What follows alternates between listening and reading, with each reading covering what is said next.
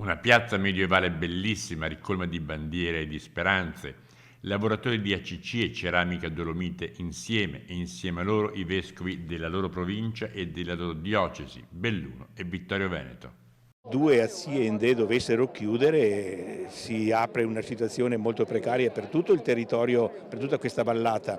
Primo. Secondo, anche la richiesta di aiuto da parte delle autorità civili che si sono dimostrate molto sensibili e molto preoccupate e quindi domandano che anche la realtà ecclesiale si faccia interprete e portavoce di questa preoccupazione e dia il suo sostegno.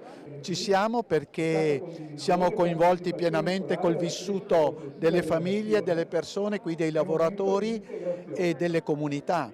E quindi questa presenza vuol dire una presa di consapevolezza che dobbiamo costruire insieme una storia e costruire insieme anche quello che è il lavoro, che deve diventare il lavoro per la società.